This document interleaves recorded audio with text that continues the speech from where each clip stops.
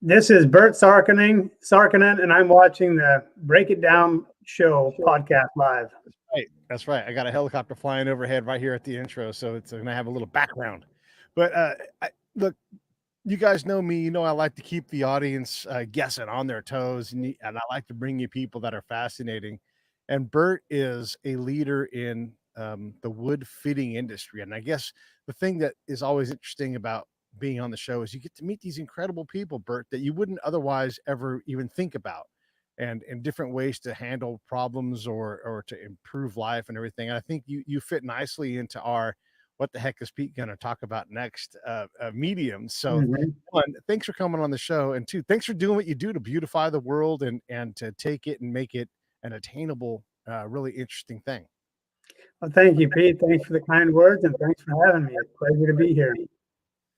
You were on a show as I was doing my prep, and you were talking about the history of wood framing, and then the modernization, and then the establishment of the West, and how those things sort of work together to kind of kill off the art of wood framing. Can you go through that history? Because I think that'll be interesting for our listeners. And then I'll finish doing your marquee while we're talking. Okay, perfect. So this poster behind me, you can see it's an old barn that we did a repair on. And that is just an example of timber framing as it was done thousands and thousands of years ago. And then if we move to a hybrid system, which is where it's done today, you can see here's one. I'm going to just hold this up to the camera. There's a kind of a rustic log timber mix. And then on the back, here's one that's kind of more modern farmhouse, done with exposed beams. And that's where it's evolved to. Around when there was railroads, steam-powered sawmills, and nails became prevalent, they were mass-produced. That's when the westward expansion began. So the transportation was feasible.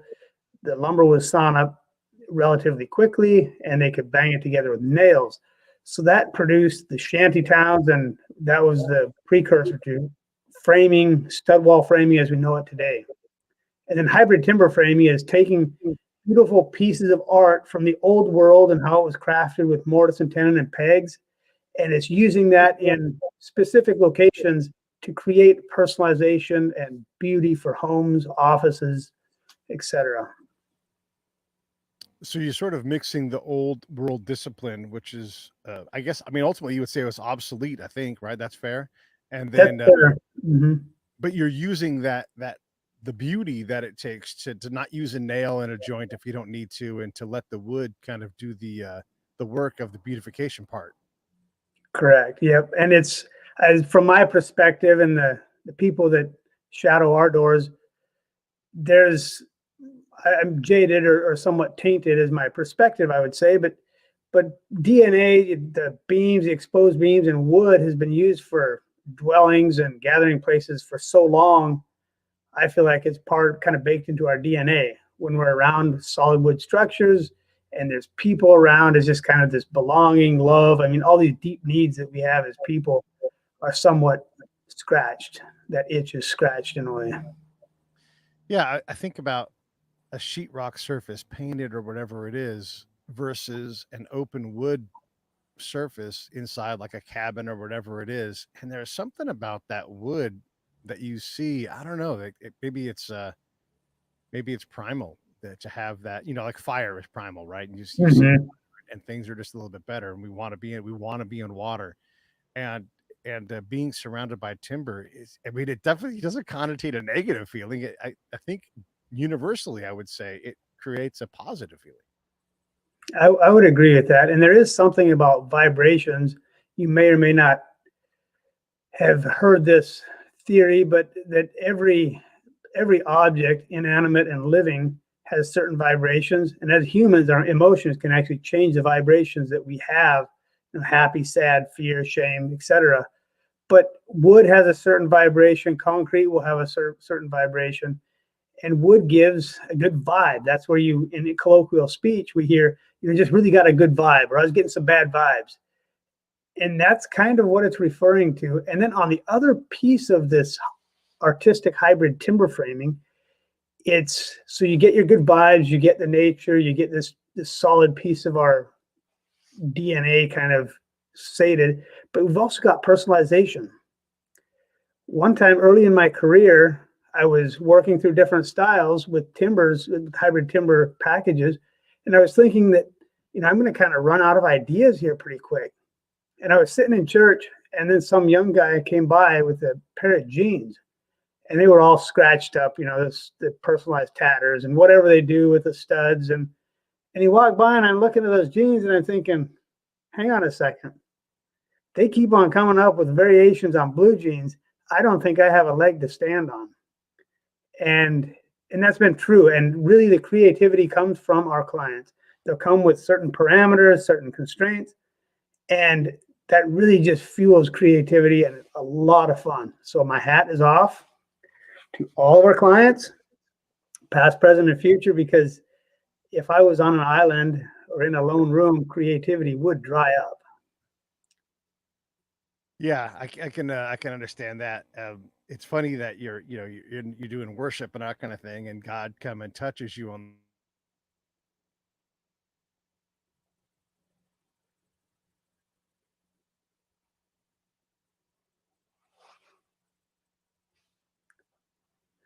You still there, Pete?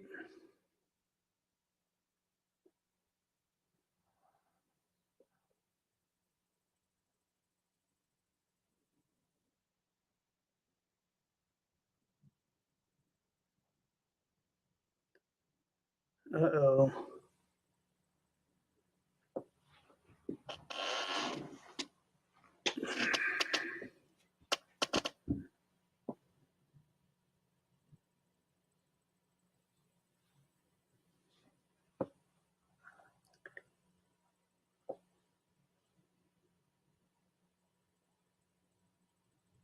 Okay, there's this.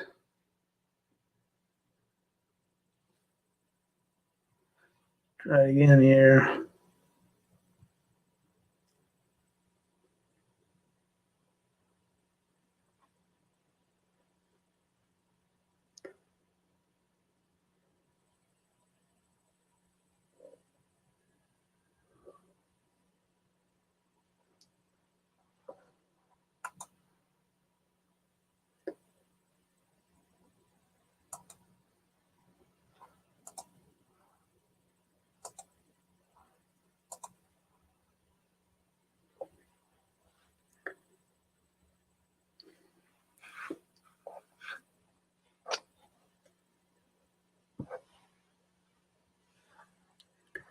How do I?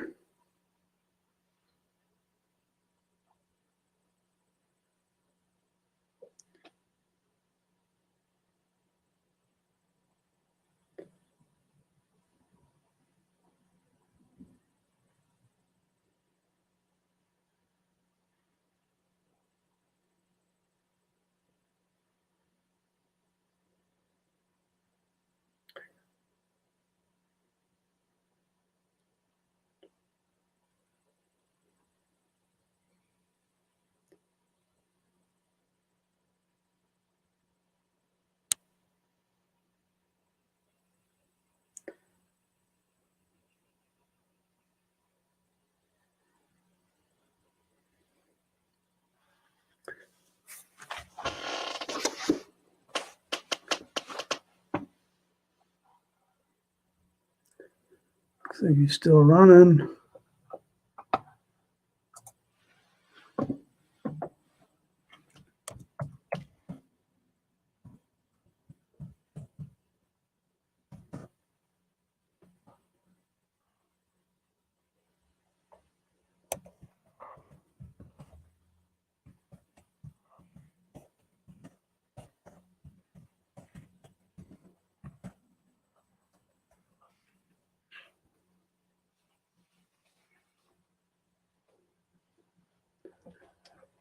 Okay.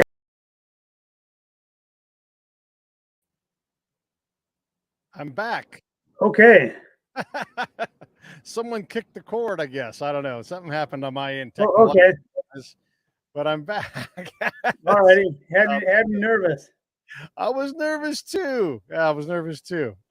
All right, so you can only go as fast as the machines, and you can Yep. only be as smart as the dummy operating them. So I was Right. saying, you're in the house of the Lord, you get inspiration about wood, but I've found throughout my career, like the creative aspects of what I do, once you unlock something, it unlocks a multitude of some things in that vein. And so Mhm. how do you marshal that, man? Like when an idea comes to you, a new way to present wood in a different in a new unseen fashion, or rethinking somebody else's approach. How do you keep track of that? Like, do you try to like draw it out, or what do you do when you're inspired? So inspiration takes many forms. Sometimes it's a niggling thought that grows slowly over time. And other times it's just this pow flash of inspiration. And as far as controlling it, it kind of all seems to be good. There is a negative side to it, which I've referred to. I've been teased about it as a purple purse syndrome. And the way this came about was just like you said, that how do you control that? Sometimes I'd be working on a project and I get this flash of inspiration. Oh, this idea is going to be dynamite. And I drive off with it like an excited horse, just broop, broop, broop, broop. And I don't pay attention to, is this really something that these clients will want? Or I don't, so I can just take it and charge away with it. And I did it enough times that my people working with me started teasing me. They said, Bert's over there working industriously on a purple purse, but I don't want a purple purse. Nobody wants a purple purse. And so they started saying, oh, purple purse again when I would. So that's the only downside to the like controlling that creativity is just making sure that I don't run with it too hard and stop paying attention to the road signs. I want to go back a little bit. You're talking about the history of wood framing and everything, and the expansion of the West, and you were talking about how nails really changed the game. How were and you think about the camera in the old West, whenever they would take a picture, they would always look away, like they still hadn't figured out how to do like an aesthetically pleasing pose. There was that, Uh-huh. you know, Yeah. but Uh-huh. over time we figured out how to use cameras in a much more natural way, and we've gotten better at it. But I'd imagine the nail is the same thing.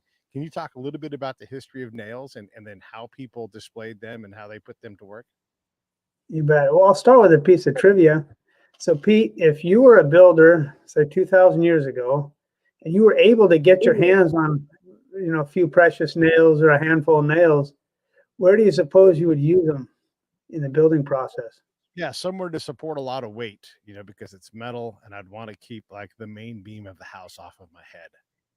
Spoken like a true engineer, Right. except you're ignoring human nature. Nails were a sign of wealth, so they were used in the drum roll front door. I love it. I love it. I love it. Yeah, but we don't it's just like windows. Having a window was a sign of wealth, right? And Hmm. you would take Hmm. bottom into bottles or whatever it was to make a window of any fashion kind at all. And yeah, to have nails is something interesting. I Yeah. wanted to just to kind of give us the frame of mind as we frame up wood. So when someone's thinking, okay, I want to zhuzh up my house and expose some wood and do some things, the standard industrial, like like the patch that you put on and you bang into place, that that puts joists together, that is in no Hmm. way aesthetically pleasing. It could be retro or it could be rusty or whatever, but what do you Hmm. do like when someone comes to you and says like, hey, we want to vault this ceiling, we want to throw it up, we want to see the wood, but what you're looking at is not something that was designed to be seen every day. Hmm. There's big wood trusses that we do all day long, and the spacing on them is one thing. It really comes down to what people are trying to. First, we look at what people are trying to achieve for a look and feel. Sometimes wood trusses that are oversized and spaced too closely can just be overwhelming and doesn't really let the space breathe. I mean, it just kind of gets really cluttered and so forth. And then there's also, if you have a high density of wood, you're also going to drive up the cost of your investment. So balancing the investment plus the looks, and then also longevity, what's the strongest, best way to build? All three of those kind of are in the air at once when we're working with a particular client or project. And but the trusses they can be big and robust with heavy arches. They can be angular and thin, kind of like minimalist, modern. There's really, in fact, in the book, there's in managing the money, the chapter on managing the money. One particular room doesn't change in size, the walls don't change height, the pitch doesn't change, and we give 15 different examples of a hybrid timber application, which gives a different feel and, of course, a different investment point. And that is without changing the pitch, the wall height, or the room size. And so there's just a plethora of things you can do to capture what is going to be the best for you to put a long fuzzy smile on your face for a long time. Mm-hmm. Yeah. Yeah, interesting. And then when you think about building something, I mean, are you guys doing more like retrofits? Are you building from scratch? Like, give me a sense for when you. I mean, obviously, you guys can do any part of a project because you're professionals, but what's the most common way people take and put you guys to work? Well, so we wear two hats. We kind of have a designing hat on the front end, and then the subcontractor hat on the back end. And by far the biggest value we provide is in the front end, because getting the raw material and putting them up is technical, and there's certain aspects you got to have expertise, but a trained monkey can do that to some degree. With the design part of it, you mentioned retrofit versus working with new plans, and the new plans are easier in many respects, that you can change a lot of things without too much hassle.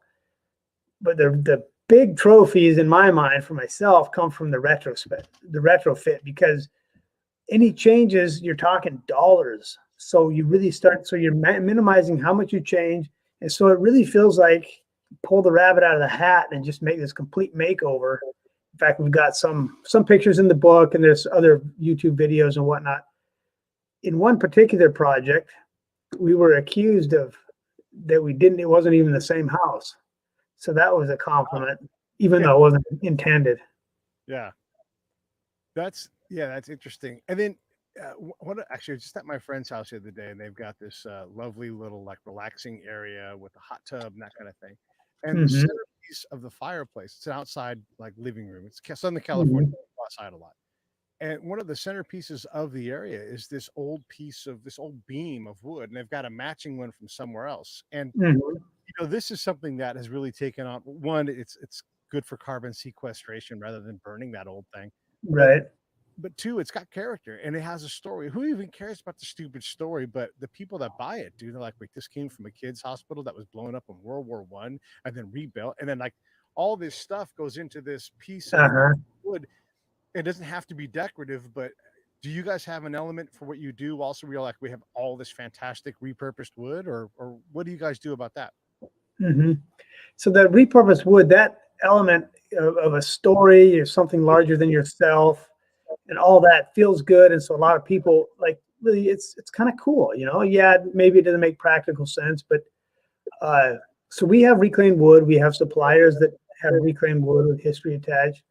And we've got a mill. So sometimes we'll take trees where they have to clear for a home, and those trees will put into beams, so that can be part of their story as well. And kind of speaking to that same need, really a lot of fun. And that sequestration you mentioned, there's a book that you may be interested in, Pete. It's called the New Carbon Architecture. And it really hammers the sequestration of carbon, and it talks about the three big of building material, the wood, concrete, and steel, and how wood takes less energy to bring from raw material to building, and then buildings that use wood, not only do they sequester carbon, but they take a lot less energy to heat and to cool.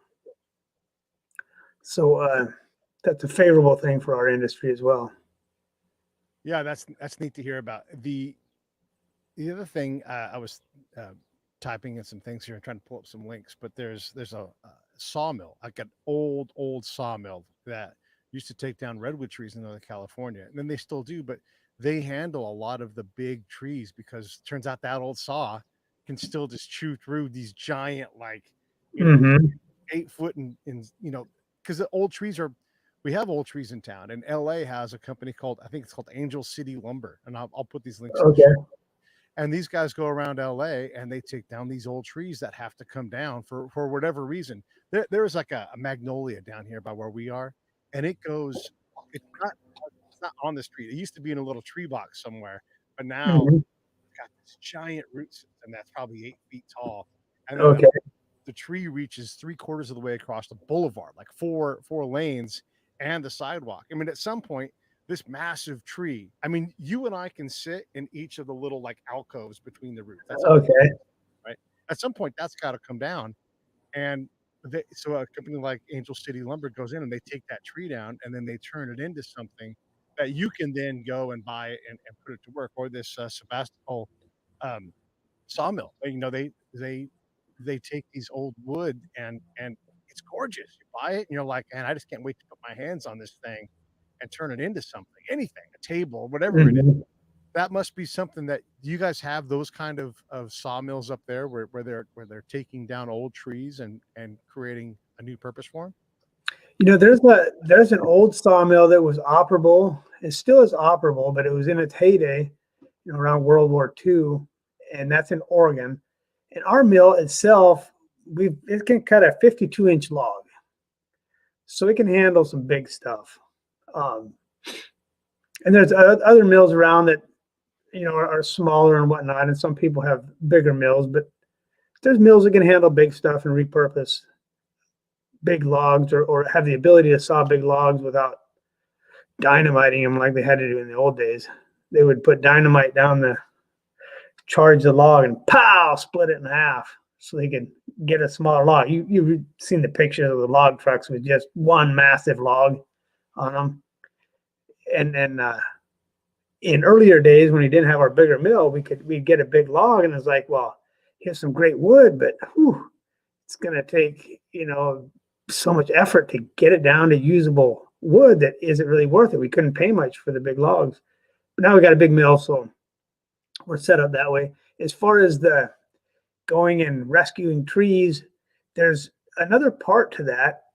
Most trees that are not grown in close proximity to their neighbors, they're kind of lazy. They get big knots and the wood isn't as good a quality as something that has to fight for its survival and grow straight up and not have a bunch of taper. And so the use of the wood is different. And then you have to be set up to be like this company. It sounds pretty cool business model where they go in and save the tree and then repurpose it. I don't know if there's anyone exactly like that around here. I haven't heard about it. Yeah, but I mean, when you think about like a city like you're near Portland, a city like Portland has trees in the city that are probably over 100 years old, and then are dangerous. Like there is a number of people that die every year from a tree falling and hitting them in a city. Like that's just it's just a thing, right? Like, right. Oh my God, all these palm trees that are so gorgeous and 100 feet tall, we are just now realizing they're going to fall down soon. Because when trees die, where do they go? They don't hang around and stay up. They tend to fall over. So it's interesting when someone comes to you and they're like, "Hey, we want to do this." But first off, you run this company, and you guys do houses and all the things that you do. Why on earth are you writing books? So great question, Pete. So the biggest thing is we've seen so many people come in, start the process, and face heartache and disappointment because they really didn't do the right things to get prepared. And so chapters 1 through 5, that's what entails section 1. That is really about the owner's responsibility as the visionary of their project. And one of the quotes in there is, just like a tree must grow roots before vertical growth, so must you do the same before you're going to get visible construction growth, right? And so many times people are there, they're like, this is a third revision. We haven't found our plan. I mean, we were supposed to be building, I wanted to be building 3 months ago, and here we are, and it feels like we're still on square one. And I understand and can empathize with that frustration. But the fact is they've actually moved a lot of material. They've done a lot of work in even establishing what they don't want. And so that section there is probably the biggest reason that we wrote the book. Section 2 gives people an idea of what they can get. There's 7 different styles laid out so they can get an idea of how they can personalize their home and kind of just make something resonate, where they can just kind of surround themselves with a peripheral warm smile. And then section 3 talks about some of the pitfalls and little tips to implement the hybrid timber framing with the regular construction process. So it's not a technical read. This is something that is missing in the timber frame book world. There's a great number of books that talk about joints, tension loads, pegs, sizing, relish, all these terms with how to make the timbers function with different joinery, and historical books that are great. This is more, if you're going to put it in a sentence, Pete, it would be how to get the look and feel you want if you like the looks of exposed beams. If you intend to use exposed beams, timber framing, post to beam in any fashion, this book will help you really get a handle on finding what you want and getting what you want. Yeah, that's cool. Yeah, and it's so the people that are buying this book, they're trying to. I mean, are these people building second homes that are trying to redo something special, or are they trying to increase the market value of their house, or are they just trying to warm up what they've got? Like, can you characterize the kind of person who buys this book and gets a lot out of it? Mm-hmm.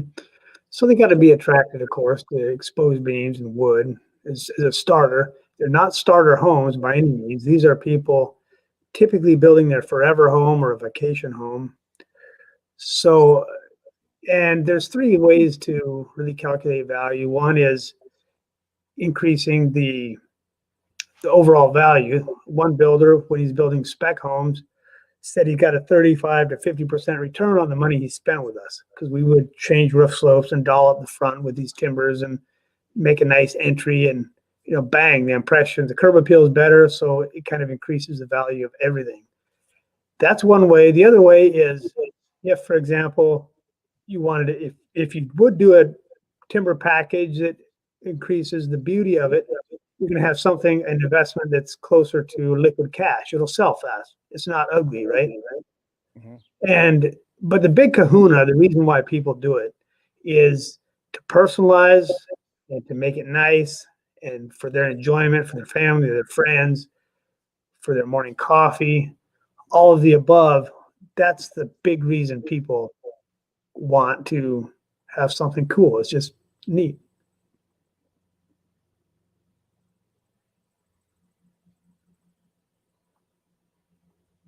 Oh, can you hear me? Yep, okay. I'm here. Yeah. Everything froze for a second there. I wanted to ask you, have you seen that movie? Let's see. It's got James Cromwell in it. He plays like an older guy who's got timber on his yard in Canada, and he's like, I'm just going to build a house, and he does it the old-fashioned style, and I guess like he come from a family of shipbuilders, and so they know how to join wood and everything. Mm-hmm. You seen this movie? I have not.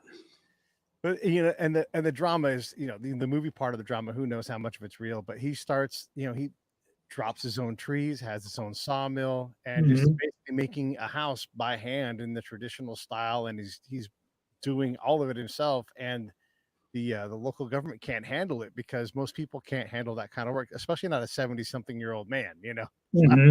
Oh, wow. Yeah, and he's doing it all himself, and I believe with a lot of hand tools too, just putting the wood together. And he had to fight tooth and nail to go through the permitting process, and he was tried to work within it, but when they weren't able to do it, he's like, I know how to build a home. I'm just going to keep doing it. And he fights and fights, and ultimately they have to acknowledge that the wood was top notch, that everything about what he was doing was working. The joints were, incredible, and the house was stronger than anything built, in the area for a long time, because that thousands of year old technique of joining wood together. Do you ever have any kind of problem like that, like with what you guys do? Like, permitting changes, people get uncomfortable about something that's just made out of wood, maybe, or something, but how does that when you guys, I mean, everybody says, "Oh, you got to pull a permit," but if you know what you're doing, pulling a permit is just a process typically. Right. But what do you think? Mhm. Yeah, there's some engineers balk and don't want to get involved with it.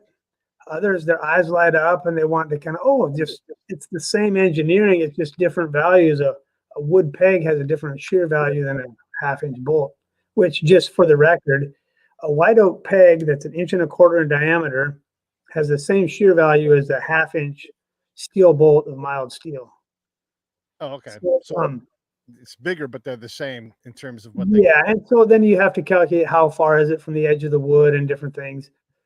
And as far as trouble with permitting and that, most of the time it's all right. People, the counties and the jurisdictions that are approving plans, and they say, well, if the engineer looks at it and says fine, well, then they're good with it. But there are eyebrows raised here and there, and you have to talk people off the shelf. That's good to hear. I mean, it's the movie. Like I said, they really dramatize the conflict between the old man and the institution. Yeah. You know, it's like John Henry Steel driving man, and he's taking on this thing. Wow. But I mean, it is incredible though to be. Was it a documentary then? It was based on the story, and it's Okay. you know that Cromwell often plays an old Irish guy or whatever. Okay. He's a curmudgeon and goes out and he still knows how to cut down trees. You know, Mhm. and like, this is my last big thing I'm going to do. I'm going to build this perfect house on this perfect lake on my perfect land. You know, Uh-huh. and he does it, like he pulls it off. But Uh-huh. it seemed like it was harder for him to deal with the government than it was to deal with Uh-huh. work and everything. You know, Right. yeah. Anyhow, uh, when people talk to you about this and they try to give you their vision, like, you know, you think about that show about tree houses and everything, you know, Mhm. thinking something that's just otherworldly a lot of times. How do you translate what they're doing into something that's actually achievable? That's just a great question. You could even look at that as a loaded question, because most of the time, you or I, if we go to buy a pair of shoes or a new computer, we kind of just truck off to the computer store and we haven't done our homework. And it's just like a tree growing its roots. We don't really know why totally we want a new computer. We don't really know why we want. And so we get there and then we're kind of hit with questions and all these things we haven't considered. And that's just for a simple purchase. So you talk to someone about building their forever home or the dream home or whatever, and they've put some thought into it, but just a minuscule amount of, they don't know what they don't know at that point. And so how do I translate what they're telling me with this very narrow vantage point to something that is going to delight them for a long, long time, what they really want? And I guess the biggest thing that I do, Pete, is I really try to get their expectations right sized, real. Tell them that, look, this is going to be a process of quantity over quality. Most likely, we're going to move from A to B to C to D, and many iterations. You're going to get more and more information, and you'll know when you cross the finish line. But I just want to preach patience. The first ideas we come up with may or may not be good. There might be pieces. We're going to do a lot that you don't see in the background. Bring some stuff to you, and we'll figure it out, and we'll slowly whittle this down. But really preaching patience and getting them to understand that there's a lot they don't know about themselves yet. And of course, the exercises in the book will help streamline that and speed it up. But it really is a crapshoot. And a lot of times we'll see people that come to us and they've been through a few designers already.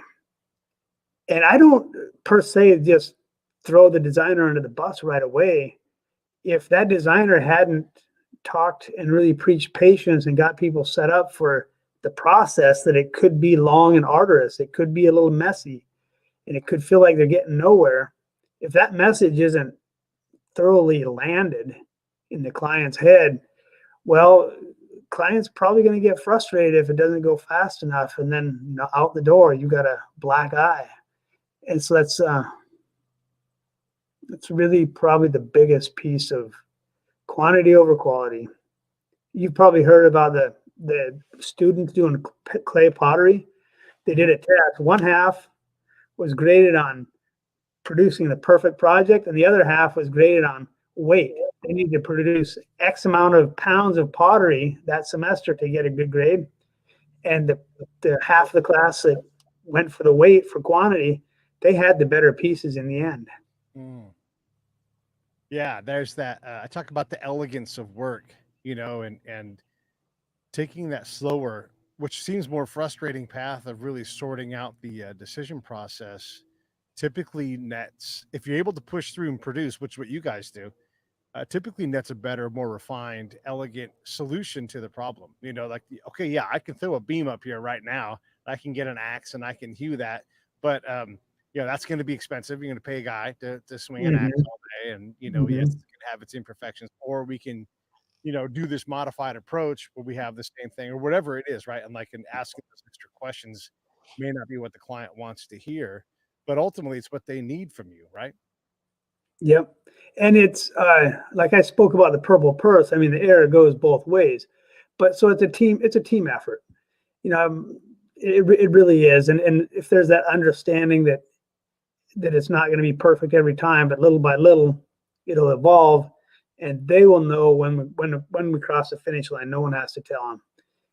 And if that message is landed and taken to heart, it always goes good.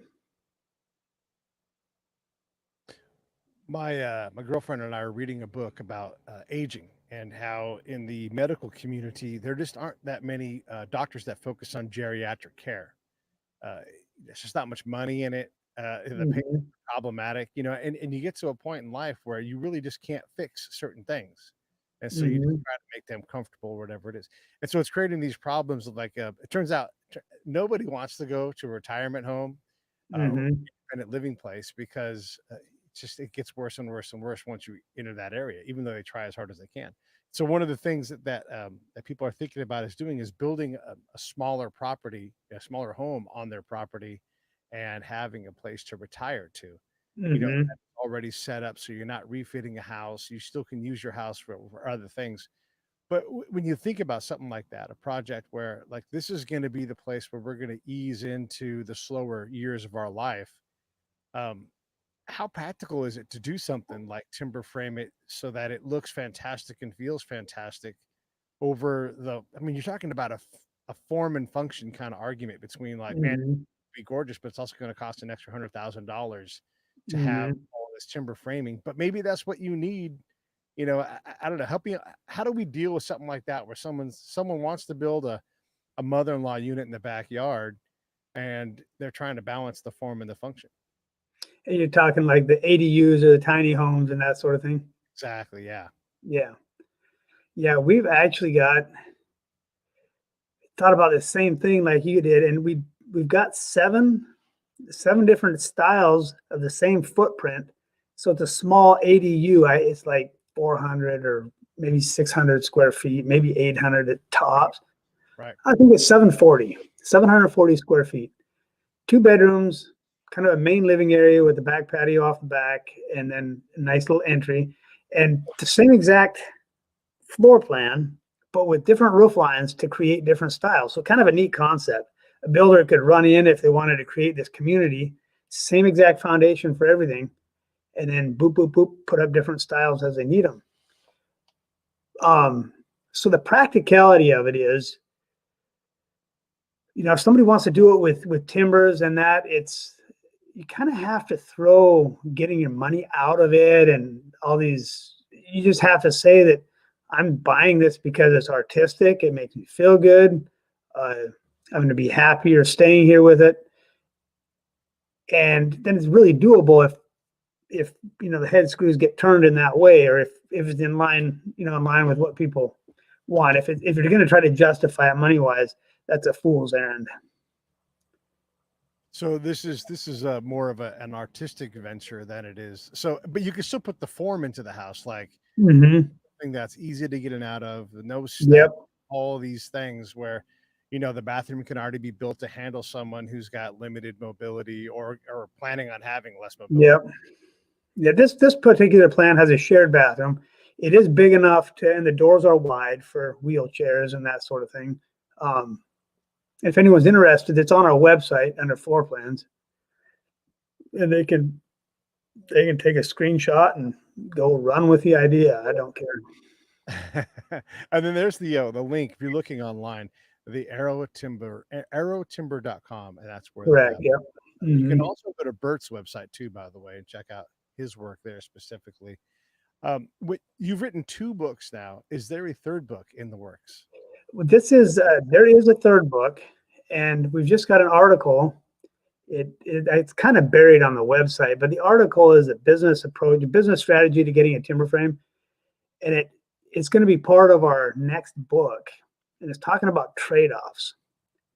So one example that we have in there, just for if you were going to have a truck, you know, what kind of truck do you want? Well, you don't want a dump truck because you don't need those kind of payloads, but maybe you tow an RV or you got a boat or right. And so you go through that process of where you want to be on that spectrum. So you're not going to be a fast sports car or a motorcycle. You're not going to be a dump truck, somewhere in between. So you have to say the message in this trade-off article is that the best way to deal with trade-offs is to figure out what you're saying no to. That's the hardest part when we're trying to figure out what we want. We can kind of define what we want, but if we don't really deal with what we're saying no to, this fear of loss just chomping at us the whole time. So you have to say, okay, well, I'm okay with less gas mileage. I'm okay with hassle and tight parking lots. Right. All the things that you're giving up. Once you do that and reconcile yourself with that, then you got a chance of moving forward without being plagued by doubt and things like that. And so that is the trade-off paradox. And if you can imagine building a home, you've got just a ton of trade-offs you got to deal with. And so if you're kind of weighing on the fence and you decided, okay, I'm not okay losing this, so I want better gas mileage. Well, in this car analogy, then you have another trade-off you have to give up. One, you reach for one trade-off, well, it's going to push something else off the table. And so that's part of this book, and it's all about floor plan trade-offs, because that's where you see people really struggling. Yeah. And that's kind of goes to the thing we just talked about with the form and the function part of this. Mm-hmm. How much time do you spend with your hands on wood creating and building? These days, it's not so much. I'm headed out to do an install here in a few weeks and looking forward to it. It makes my time kind of crunched up because now I'm out on the job, and that is it brings me back because I've had a whole lifetime of working with tools, right? And so it's like easy as falling off a log, go right back into it, down the groove. And it makes me realize how rewarding that is when you, at the end of the day, there's something physical that is there. And unless it burns, I mean, it's there, it's created. Yeah. And there's something very rewarding about that. So I'm looking forward to that. Mostly the guys are fabricating the shop and I'm the pinch hitter. Mm-hmm.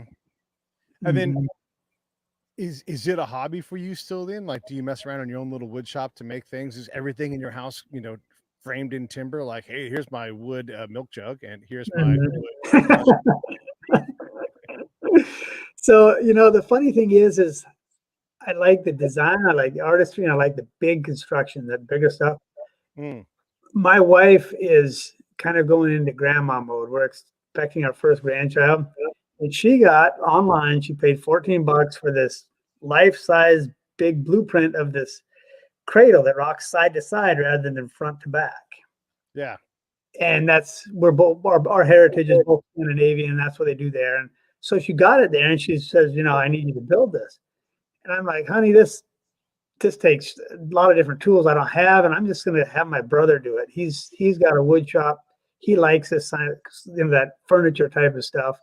And so that's the way that's going. Kind of ironic. Yeah, kind of ironic.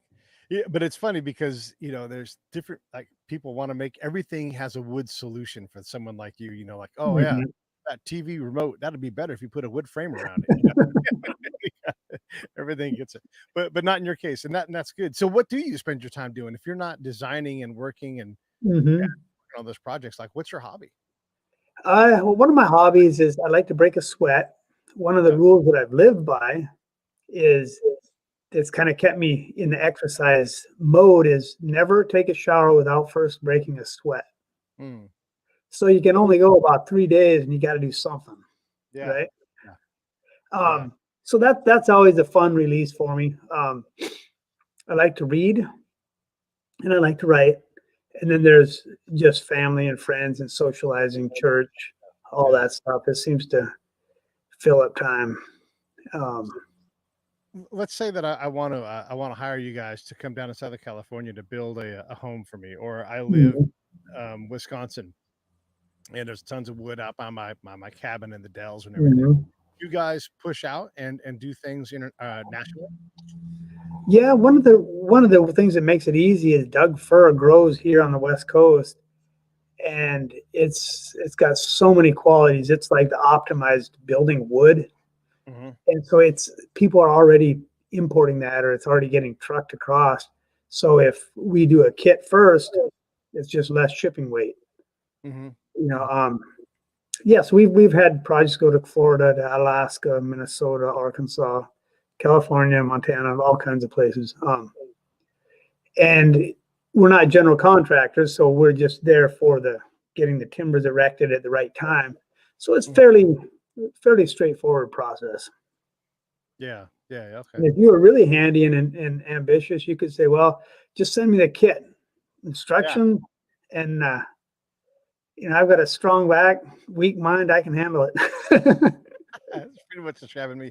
Actually, so I'm in a tent right now. You can't really see, but I'm in a tent. And it's a good compromise as we were trying to figure out what was next. But we really are thinking about building a structure in the backyard that will probably be, at least in some ways, a studio. And so, Okay. strong back, weak mind, and plans I can follow. I mean, yeah, I mean, that's something that we're looking at trying to figure out is what do we create that Hmm. will, be multi-purpose enough that maybe we could rent it out, or maybe it'll be a Yeah. studio, maybe not. But these are the kind of, I mean, I'm not the only person thinking about this. There's got to be Hmm. 100,000 plus people out there like thinking, how do I create more living space on the property that I have? Or, Hmm. if I go buy this piece of land, it's $24,000, but now I need a shed on top of it or Yep. something to get started. Yep. In fact, Pete, one thing to put in your hat is we're doing an outdoor living area now that is we're designing screens that pull down in Mm, between the posts.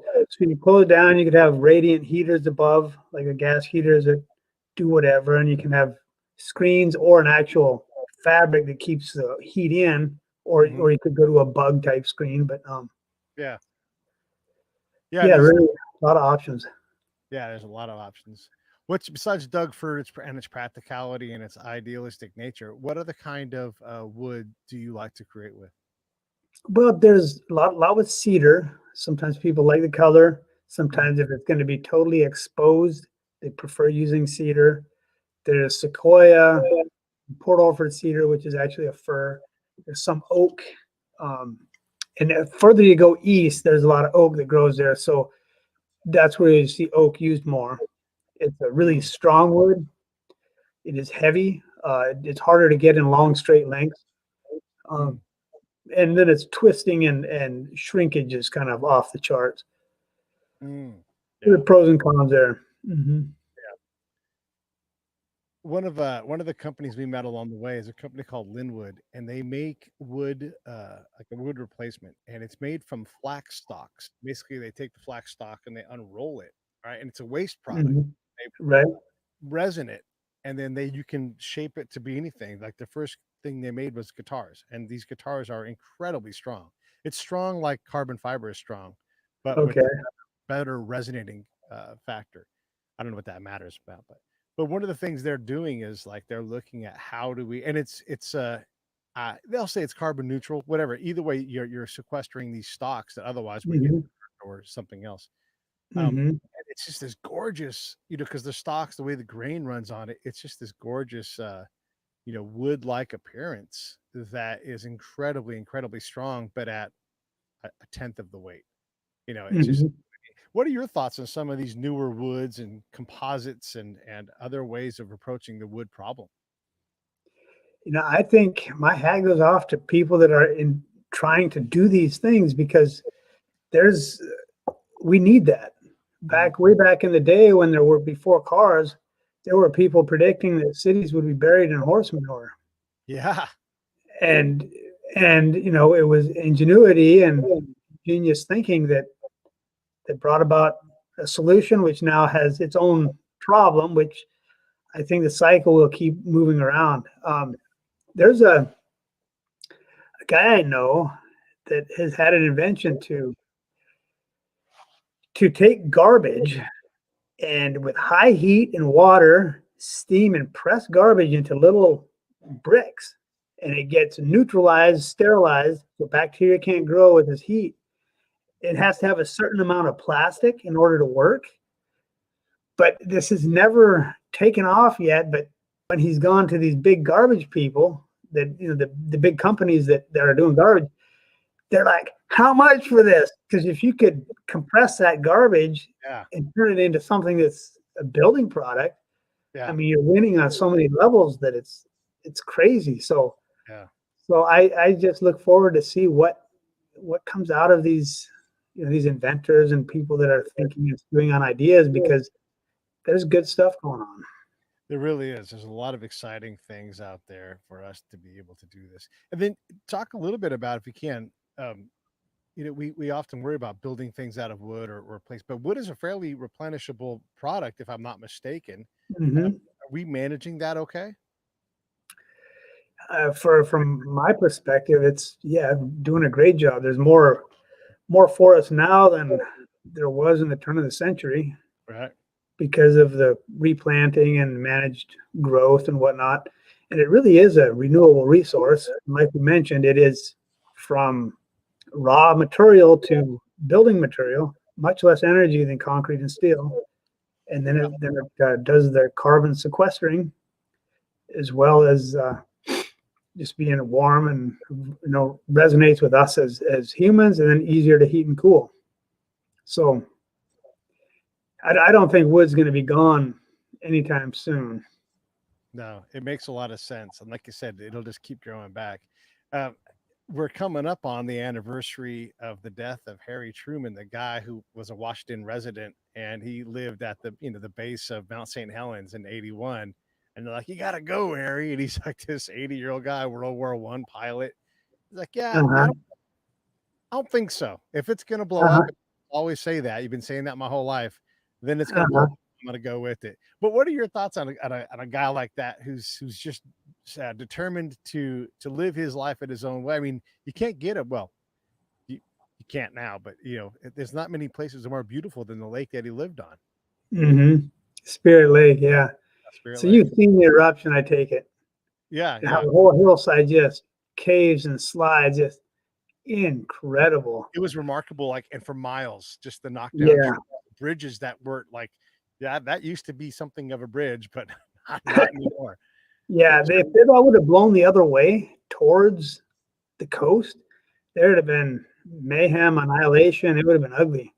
yeah, But yeah, as far as Harry, cussed old codger, he was just old and said, "No, if I'm going to go, I'm going to go." You got to respect that to a degree. I don't think I would ever be there, but and there was enough people and enough things going on that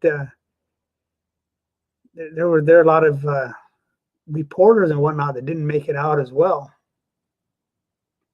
yeah. It was a dangerous Dark patch and yeah. time to be there. And you're right. That mountain can go, any of those mountains in that area, they go in the wrong direction, and it's pretty devastating. Well, listen, what should I have asked you that I didn't ask you? I know you got a bunch of bird-isms and sayings and that kind of thing, but Mhm. what do we want to wrap up with? Well, we know maybe one takeaway that it's in the book as well, but it's called a decision compass. And so, like the next time you go to buy a pair of tennis shoes, a computer on a simple level, or you're going to build an office or even your studio, one thing that you can do to build a good decision compass is to kind of give a summary of what you're trying to achieve. Okay. And as you do this summary, try to pick out the key words, boil it down to 3 to 7 keywords that are integral to your summary. And if you can have those keywords with you when you're making a decision, you can back up and look at those keywords, and that'll bring up your executive summary, what you're trying to accomplish. And then you can say, is this a bright, shiny object, or is this a great thing that you stumbled off that's going to move you in the direction you want to go? Right. I love it. Well, everybody can get Bert's book, The Art of Hybrid Timber Framing. It's the 2nd edition. You can go and get that on Amazon at the link. There's another book coming. Basically, if you're trying to plan that next dwelling or trying some upgrades and you're thinking about wood as a decorative and functional thing, it sounds like Bert's the right guy for that job. Bert, anything you want to say in closing before we close it up here? You've been a great host, Pete. All kinds of questions that have brought a lively conversation. Really enjoyed it. Oh, thanks, man. I appreciate it. Stand by. Hey, thanks for watching the show. I really appreciate it. Right here, you can subscribe. Please do that. It makes the show grow. Hit that notification bell so you know which incredible guest is coming up next. Down below is the PayPal link. You can put a small subscription in. That is an enormous help. All that money goes right back into the show. And then right up over here are the next episodes you should listen to, curated by yours truly. Thank you